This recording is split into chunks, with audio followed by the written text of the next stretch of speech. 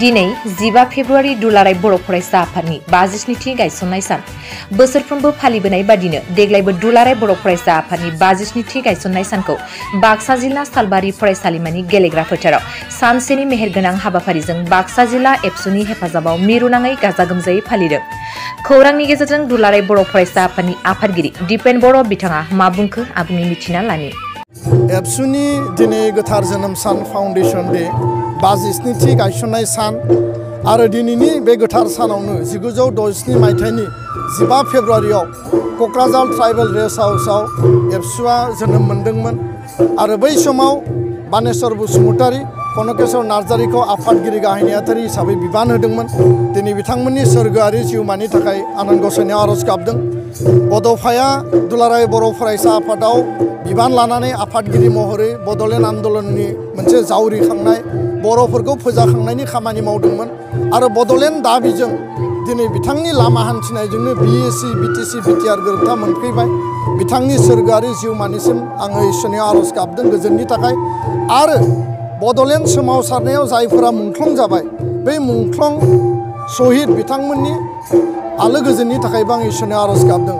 दुलाराय बर' फरायसा आफादा जेब्लायबो हारिनि थामोन्था रैखाथि सिनायथिनि थाखाय हाबा मावबोदों मावलांगोन आरो जातीयताबाद माहारिबाद बे जोंनि गुबै मोन्थोर आरो दिनैनि सानाव 10,000 एबसुनि मावथि बिबानगिरि मिरुनि जिल्लानि state committee university committee college union body आनसलिक इउनिट जिल्ला जोङो फिन गोमो गाबनि एबसुनि फिरफिला आरो दाहाल थुंग्रिनि इसिङाव थानानै जों समायखिरा लायो जे दुलाराय बर' फरायसा आफादनि साफ्रोमबो मावथि बिबानगिरिया जों जि मावगोन हारिनि थाखाय मावगोन, जोङो हारिखौ सिबिगोन, हारिनि थांनाय थैनाय गांनाय उखैनायाव एक बिन्दोबो जोङो कमप्रमाइज खालायाबासिनो हारि दानाय हारि सिबिनाय आरो बड'फानि आदर्शजों गेरेमसा माहारि दानायनि थाखाय जेब्लायबो जोङो बावसोमनायनि गेजेरजों हाबा मावलांगोन आरो स्कुलाव कलेजाव इउनिभार्सिटियाव फरायनाय मोनफ्रोमबो फरायसा फरायसुलि साफ्रोमबो बेक्तियानो बिथांमोना एबसुनि इयुन जोलै आरो दुलाराय बर' फरायसा आफादाव बिथांमोना जेब्लायबो मदद होबोदों होलांगोन। रोजा रोजा बोसोरसिम एबसु आरो बर' हारिनि जि सोमोन्दो जि मोनसे सिगनिफिकेन्ट जि रिलेभेन्ट बेयो अराय गोथार गोजों आरो मजबुत जानानै थागोन। बर' हारिया एबसुखौ सक्तिशालि खालामबाय, बेखायनो एबसुआ सक्तिशालि भाबै इसिङारि आरो बायजोआरि सुथुरजों दावहा नांनो जुजिनो जोङो मोगा मोगि जानो थाखाय साहस मोनदों आरो बर' हारिनि ग्रेटेस्ट जि फेक्टर बर' हारिनि ग्रेटेस्ट सम्पदानो जाबाय दुलाराय बर' फरायसा आफाद आरो एबसुआ लाइमोननि सेंग्रानि आफाद आरो बे बर' हारि दानायाव दिनै जोङो हाबा मावगासिनो दङ। दा बेखायनो हाग्रामा महिलारिया एबसुआ मानो राजखान्थियाव मानो हेफाजाब होबाय थायो उपेलगार होननानै दुलाराय बर' फरायसा नुनो मोनो मा फोरमायगोन? दुलाराय बर' फरायसा आफादा मोननै बिथिंजों खामानि मावदों।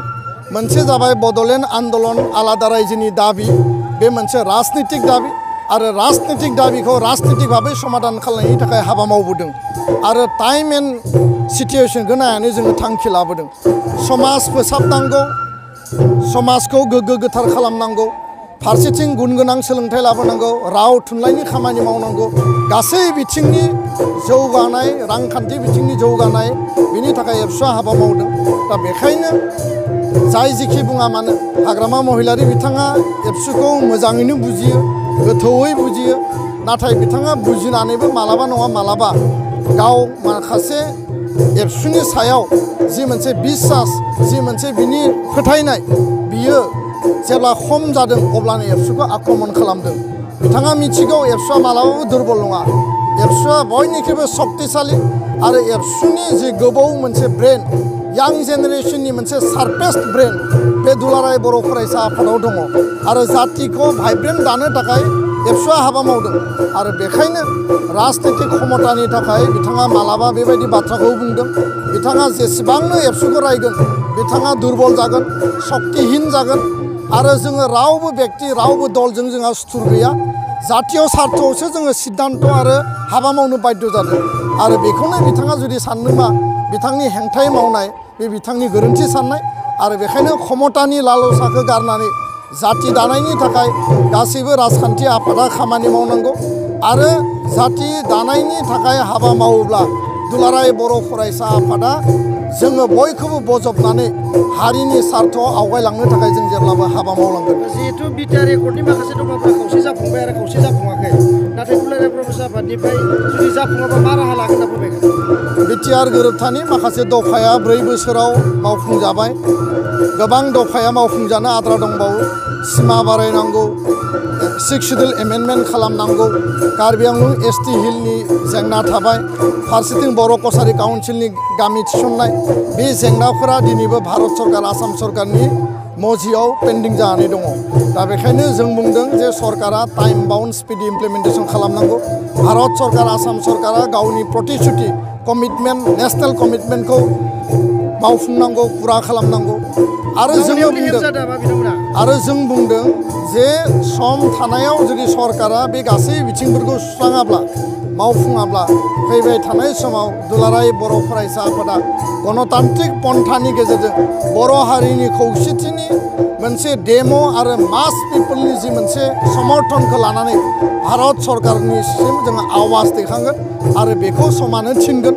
आरो बे समनि थाखाय जोङो सरकारखौ नारसिनगासिनो आरो सरकारजों जोङो सावरायनाया सोलिगासिनो आरो बेफोर गासै जेंनाखौ सुस्रांनायनि थाखाय सरकारखौ जोङो प्रेसार होलांनो थाखाय माखासे जोङो परिकल्पना उननि समाव जोङो फोसावगोन।